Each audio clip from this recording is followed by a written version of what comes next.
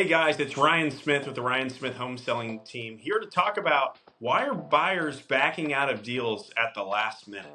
Well, let's talk about that next. All right, guys, well, it's official. Cancellation rates on contracts are rising right now. In fact, in most markets, we're seeing that about 30% of homes that go under contract actually end up making it to the closing table. So why is that happening?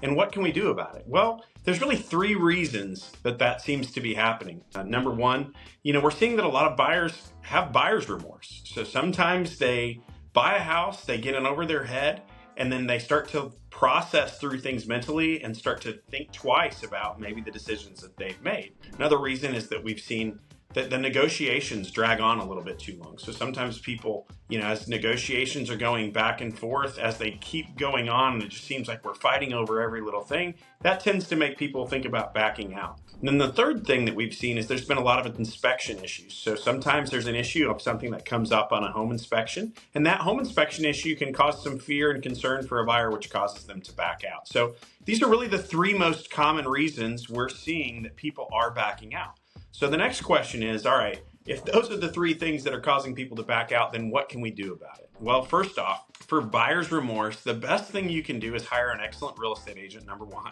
who number two is going to vet these people really well. So you want to make sure they vet the buyers that are coming through the house before you accept an offer, and also make sure they're vetting those real estate agents to make sure that the agents that are handling the transaction on the other side are experienced and they know what they're doing. So vetting the agent and then also vetting the buyer to make sure that this all makes sense. It makes sense why they're making the offer. It seems logical what they're offering, why they're offering. They're not trying to buy a $2 million house at zero down. Just these sorts of things that might be red flags that can be sniffed out by a good real estate agent in the negotiations process. Number two is inspection issues, right? So we talked about, buyers having buyer remorse.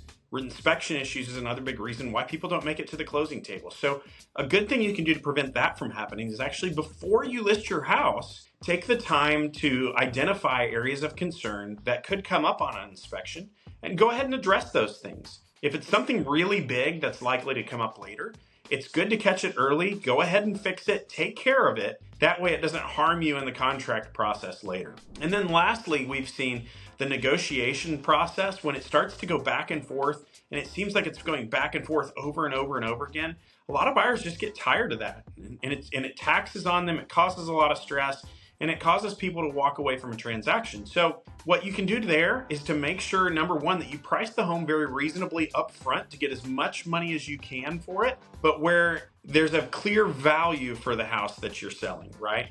And so what ends up happening is when we start negotiating over dollars and pennies, people start to get really, really frustrated. And so if there's a clear value to substantiate what you're listing and why, it helps enable your real estate agent to defend that and then not go back and forth over and over and over again. Now, if something did come up with an appraisal or something like that down the road, sometimes you hear about these things coming in negotiations and why deals fall through. A good real estate agent, if your appraisal was to come in low while you're selling, a good real estate agent can have your back, fight for your value, and help the appraiser come up on his numbers. It doesn't work 100% of the time, but a good agent's going to have a good success record at getting those numbers up and sharing relevant information, both with the buyer and the appraiser, to get a deal that everybody can be happy with and move forward to closing. So we've talked about those are the three big reasons why people don't make it to the closing table. Number one, we have buyer's remorse.